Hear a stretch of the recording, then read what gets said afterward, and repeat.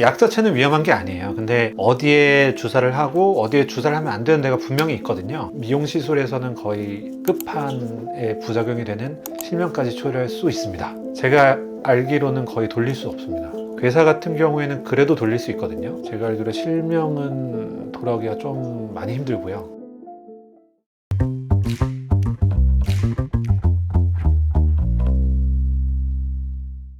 선생님 안녕하세요. 안녕하세요. 원장님 제가 보니까 보톡스 위험하다, 필러 위험하다 이런 얘기 너무 많은 거예요. 위험해요? 실제로 위험하긴 합니다. 위험하고, 근데 그 위험하다는 얘기가 사실은 좀 맞는 얘기도 있고 좀 과장되게 틀린 얘기도 있습니다. 지금 제가 책상에 딱 마침 있는데 이게 이제 흔히 쓰는 필러 중에 하나고요. 요거는 방금 전까지 썼던 보톡스 약이에요. 이것들은 사실은 성분 자체는 굉장히 좀 인체에 안전하고 검증된 약이고 시술만 잘하면은 크게 문제될 건 없는데요. 많은 분들이 좀 놓치는 게 하나 있는데 바로 이제 어느 부위에 맞느냐, 이게 가장 중요합니다. 원장님이 네. 안 위험하다 하실 줄 알았어요. 근데 필러 보톡스에 국한된 게 아니라 어떤 약이든 어디에 맞고 어떻게 맞느냐에 따라서 굉장히 안전하기도 하고 굉장히 돌이킬 수 없는 그런 부작용이 생기는 경우도 있죠. 미용 시술을 앞으로 할 거나 아니면 여태까지 해오셨던 분들도 누구든지 알아두시면 무조건 좋을 내용이니까 제가 잘 설명드려 볼 테니 오늘 좀 잘 봐주시면 좋겠습니다. 그럼 제가 오늘은 필러랑 보톡스를 맞을 때 어느 부위를 맞으면 좀 위험한지 병리에서 한번 알려드려 보겠습니다. 그럼 우선적으로 제가 먼저 설명드릴 것은 필러인데요. 필러 같은 경우에는 히알루론산이라고 우리 몸에도 있는 거고 뭐 관절에도 있고 눈안에도 있고 어디에나 있습니다. 그래서 그거를 이제 주사기로 만들어 놓은 건데 요거를 이제 얼굴에 아니면 요즘은 뭐 귀도 하고 어깨 이런 데도 많이 하시는데 이런 특정 부위에 집어넣으면 볼륨감을 극대화할 수 있는 그런 용도로 사용하는 거죠. 그리고 이 필러의 가장 특징 중에 하나는 언제든 뭐 마음에 안 들거나 뭐 부작용이 생겼거나 그러면 완전히 깨끗하게 녹여버리는 주사를 맞으면 없어진다는 겁니다. 녹이면 없어진다 하셨잖아요. 네. 녹였는데 안 됐다, 아니면 녹이기 힘들었다 막 이런 거는? 그런 경우 있어요. 이거는 굉장히 좀 심화 과정인데 이거는 계획이 없던 거지만 살짝 알려드리면 필러가 유효기간 아니면 유지기간이라고 보통 얘기를 하는데 지금 이 필러 같은 경우에는 보통 반년 정도 유지기간이 있습니다. 근데 유지기간이 지났는데도 필러가 그대로 남아있는 경우도 있고요. 필러는 완전히 고체가 완전히 굳어져 있는 게 아니고 살짝 유동적인 상태로 넓게 퍼져서 남기 때문에 굉장히 오래가는 그런 일정 성분이 있습니다. 그런 경우에는 이렇게 눌렀을 때 딱딱하게 만져지기도 하고 정말 몇 년 지나서 지연성 과민 반응이라고 하는데 어떤 특정한 알러지 반응을 일으키는 경우도 있어요. 그럴 경우에는 막 거기가 붓는다든가 굉장히 딱딱하게 만져진다든가 그런 경우에는 일반적인 녹이는 주사로도 녹이지만 특별히 녹이는 주사를 굉장히 좀 농도를 진하게 해서 녹이기도 하고 다른 약물들을 쓰기도 하고 그런 경우에 따라 조금 이제 녹이는 방법이 약간 다릅니다. 요거는 보톡스예요. 제가 많이 쓰는 보톡스 중에 하나입니다. 좀 전에 어떤 분 해드리고 이제 그 병을 제가 들고 온 거고요. 보톡스 같은 경우에는 별건 아니고 보툴림은 톡신이란 말을 줄여서 불어서 그냥 보톡스고 원조 보톡스 약이 나왔을 때 이름이 보톡스죠. 그래서 보톡스라고 그냥 다 부르는 거고 근육을 이제 안 움직이게 해주는 역할을 합니다. 특정적인 근육이 좀 많이 과할 경우 예를 들면 지금 저도 보이면 이마주름 있고 여기 콧등주름, 미간 이런 거 있는데 이런 표정주름들을 이렇게 잡아준다거나 아니면 그 피부 겉에 있는 잔주름들 이런 걸 잡아주는데 다 이용을 합니다. 주름 잡는 데는 뭐 보톡스만 한 게 없죠. 말씀드렸듯이 약 자체는 위험한 게 아니에요. 근데 어디에 주사를 하고 어디에 주사를 하면 안 되는 데가 분명히 있거든요. 표적으로 하면 안 되는 것까지는 아닌데 할 때 정말 주의해서 하고 어지간하면 좀 위험성이 있다는 거를 조금 아시고 하시면 좋을 만한 곳이 한 5군데가 있습니다. 그래서 그 중에 가장 먼저 설명드릴 만한 거는 우선은 요 미간, 그리고 미간에서도 살짝 미간 요 가운데뿐만 아니라 약간 눈썹 위쪽까지 여기를 포함한 부분이라고 보면 될 것 같네요. 여기는 많이 위험합니다. 특히 필러를 할 때는 상당히 매우 위험한 정도라고 말씀드릴 수 있고 보톡스는 위험하다 정도까지는 아니지만 그래도 굉장히 좀 주의를 요하는 부위입니다. 필러를 말씀드리면 혈관합병증, 우리 흔히 얘기하는 괴사를 얘기하는데요. 보통 이제 허혈성 반응이라 그러는데 허혈이란 말은 그냥 피가 모자라는 얘기입니다. 필러가 들어가서 혈관을 막을 수도 있지만 사실 그 가능성은 굉장히 좀 적고 보통은 특정 부위에 필러가 너무 많이 주입돼 가지고 혈관이 이렇게 잘 가야 되는데 필러가 이렇게 혈관을 감싸는 거예요. 그래서 압력이 너무 세지니까 혈관을 중간에 이렇게 꽉 막거든요. 동맥은 굉장히 좀 압력이 높기 때문에 어지간하면 다 뚫고 가는데 필러가 주위를 막게 되면 그 부위에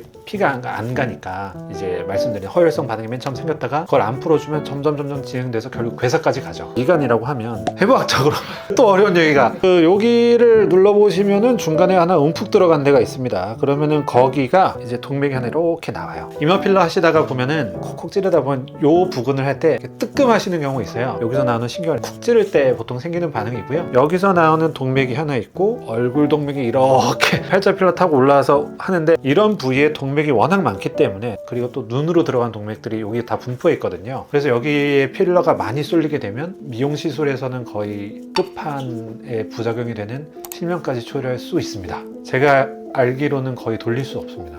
괴사 같은 경우에는 그래도 돌릴 수 있거든요. 그 필러를 녹이면 어지간하면 다 돌려지고 실제로 저 녹여본 적도 있어요. 괴사 케이스를 제가 본 적이 있기 때문에 비록 제가 만든 건 아닐지라도 본 적이 있어서 돌아오는 거는 사실 빠르면 빠를수록 좋아요. 바로 녹이면은 거의 뭐 아무 그런 거 없이 남는 거 없이 잘 돌아오는데 제가 알기로 실명은 돌아오기가 좀 많이 힘들고요. 거의 안 돌아오는 걸로 알고 있고 어쨌든 그런 부작용이 생기면 안 되잖아요. 그래서 이 부근에 필러 같은 걸 하실 때는 꼭 좀 주의하셔야 됩니다. 미간은 이게 양날의 검인데요. 미간은 근육이 두 개예요. V자로 이렇게 있고 이렇게 가운데 길게 있어요. 가운데 길게 있는 건 막 놔도 괜찮아요. 근데 이렇게 V자로 있는 건 아주 얇기도 하고 근데 얘가 주름에 영향을 많이 주는 근육이란 말이죠. 거기를 굉장히 잘 찾아서 찔러야 되는데 조금이라도 엇나가면 약물이 새지 않겠습니까? 아니면 다른 데로 퍼지면 보톡스 맞고 눈 이렇게 부었다고 이렇게 오시는 분들이 있거든요. 보통 대부분은 이제 미간을 좀 잘못 맞으셨던 분들 그런 분들이 많죠. 아니면 눈이 갑자기 이렇게 올라간다든가 실제로 저도 옛날에 제 친구한테 맞았다가 눈이 이렇게 돼가지고 근데 보톡스에 의한 거는 100% 다 회복은 되기 때문에 시간이 좀 걸릴 뿐이지 그거는 특별히 걱정은 안 하셔도 됩니다. 다음으로 주의하셔야 될 부위는 이제 콧대, 콧등, 그 다음에 코끝 여기도 필러는 굉장히 매우 위험하고 보톡스는 여기 미간만큼은 아닌데 그래도 특별히 좀 안 났으면 하는 부위가 좀 있어요. 제가 옛날에 호되게 당한 부위이기도 하고 보톡스는 그냥 주의 정도 이렇게 딱 하시면 될 것 같습니다. 필러는 역시 해부학적 구조가 가장 중요하기 때문에 이렇게 얼굴 동맥이 팔자주름 타고 딱 올라옵니다. 그러면 여기서 이렇게 꼬여가지고 동맥이 많아요. 물론 이제 동맥이 굉장히 얇고 직경이 작기 때문에 그 동맥을 직접 찌르기에는 동맥이 굉장히 직경이 작긴 한데 바늘 한번 보여드릴게요. 필러 할 때 쓰는 바늘이 있는데 바늘은 이거 알고 계시면 좋은 상식인데 이거 27G라고 써 있습니다. 27G는 게이지라고 그러고요. 게이지는 그 바늘의 두께입니다. 숫자가 작을수록 바늘 두께가 크고요. 숫자가 높을수록 바늘 두께가 얇습니다. 그래서 저는 보통 이제 27게이지로 쓰고요. 요게 동맥보다 두껍죠? 얇은 동맥에 비하면 훨씬 두꺼운데 이 바늘 끝이 동맥 안에 이렇게 똑 들어가서 동맥 안으로 필러를 쏘게 될 확률은 사실은 거의 극히 미미합니다. 그래도 바늘이 들어가다가 뭐 동맥 옆을 스친다든가 아니면 상처를 내는 경우가 있거든요. 그러면 동맥은 압력이 굉장히 세요. 피부가 이렇게 확 뿜어져 나올 때도 있고 그런 경우는 절대 경험하고 싶지 않긴 한데 하다 보면 가끔은 경험을 합니다. 근데 그런 경우에는 필러가 알게 모르게 이렇게 뿌려놓은 게 살짝 들어가는 경우도 있기도 하고요. 이런 부분에 얕게 분포된 동맥을 찔러서 그 안에 필러가 만약에 들어갔다? 그러면 끔찍하죠. 그러면은 거의 눈 안으로 제발 들어가지 말라 기도하는 수밖에 없습니다. 그거는 좀 위험하고요. 콧대 이런 데도 그렇지만 또 약간 양쪽 절대 만지시면 안 되고요. 코끝에가 굉장히 중요해지는데 코끝은 조금 더 높이겠다고 그 욕심내다가 필러로는 절대 이제 돌이킬 수 없는 결과를 불러오기가 가장 좋은 곳이고 하시면 안 되고 코끝을 하긴 해요. 저도 합니다. 근데 코끝은 이제 뼈가 없고 크게는 연골 4개로 이루어진 구조라서 그 연골 안쪽으로 필러가 들어가야 됩니다. 필러로 잘 되는 부분은 어쨌든 콧대 자체는 굉장히 좀 잘 되는 편이에요. 그리고 코끝은 한계가 있습니다. 이건 확실히 한계는 있어서 내가 딱 봤을 때 매부리를 교정을 할 때 코끝이 정말 이렇게 많이 처진 분들 계시거든요.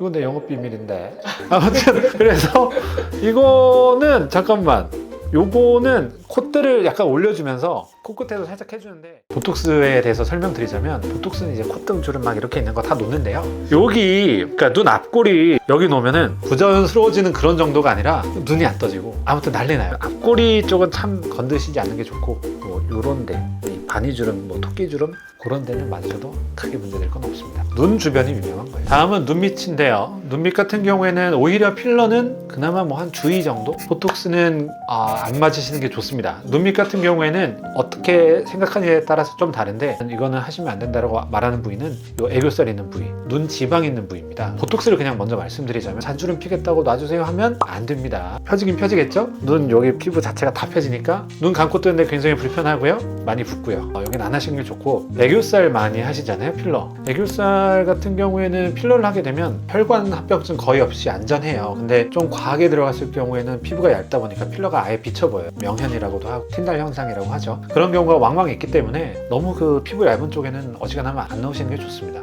다음으로 주의하셔야 될 부위는 입가에 이렇게 깊게 패이는 주름들이 있습니다. 필러적인 면에서 볼 때는요, 필러는 그렇게까지 위험하진 않고 이렇게 올라오는 그 동맥이 있기 때문에 요 길만 주의해서 피하면 사실은 필러는 크게 위험하진 않습니다. 다만 보톡스는 꽤 좀 신경 쓰셔서 맞으시면 좋을 것 같습니다. 요것도 이제 해부학적인 얘기 또 드릴게요. 입둘레근이라고 이렇게 생겼거든요. 우리가 직선적인 근육에다 보톡스를 놓을 때는 그냥 막 놔도 돼요. 동그란 근육은 퍼져 있으니까 여기는 잡히고 여기는 안 잡히면 이렇게 삐뚤어지거든요. 나 보톡스 맞고 입이 이렇게 어딘 처졌다느니 아니면 음식 먹을 때 뭐 물이 샌다느니 그런 이유는 여기를 좀 잘못 맞으시거나 턱 보톡스를 좀 앞쪽으로 맞았을 때 생기는 경우입니다. 그 다음에 마지막으로 5번째죠. 이번에는 이제 관자입니다. 관자 같은 경우에는 필러는 상당히 주의, 그리고 보톡스는 아주 추천드리진 않지만 여기 측두근이라고 크게 있으면 그 정도는 맞으실만 하다라고 설명드릴 수 있을 것 같아요. 그래서 보톡스는 뭐 이렇게 어금니를 꽉 깨무시면 요 턱 근육도 턱 근육이지만 여기가 튀어나온 분들이 있어요. 그런 분들은 거기에다만 딱 보톡스를 맞으시는 거는 괜찮습니다. 근데 이제 필러가 문제가 되는데, 필러 같은 경우에는 동맥이 이렇게 올라와서 이렇게 꺾여요. 헤어라인 타고 가는 경우가 거의 인류의 한 90%가 그렇게 가고요. 그래서 여기를 막으면 어떻게 되냐? 여기 머리털 다 빠져요. 나중에 회복은 되겠지만 빠져요. 그래서 뜻하지 않은 탈모가 올 수 있다. 필러를 맞았더니 탈모가 생겼다? 동맥이 지나가는 길 있잖아요. 여기만 갑자기 쑥 하고 없어져요. 이거 검색해 보시면 많이 나옵니다. 좀 주의하시는 게 좋아요. 어떤 필러를 쓰고 어떤 바늘로 주입을 하고 어디를 찌르고 이런 거는 시술을 하시는 분들의 어떤 노하우라든가 경험이 아주 집약된 거니까요. 최선을 다해서 하겠지만 아무래도 사람이 하는 일이고 사람이 사람한테 하다 보니까 어떤 그 변수의 창출은 언제나 있거든요. 적은 확률이긴 해도. 그래서 오늘 말씀드린 그 5가지 부위 있죠. 미간하고 눈썹 위까지라고 하겠습니다. 거기랑 코, 그 다음에 눈 밑, 입술 주변, 관자 이런 데는 저장해 두셨다가 친구분들하고 좀 공유해서 좀 많이 퍼졌으면 좋겠습니다. 언제든지 궁금한 거 있으시면 댓글 남겨주시고요. 그렇습니다. 정말 감사합니다.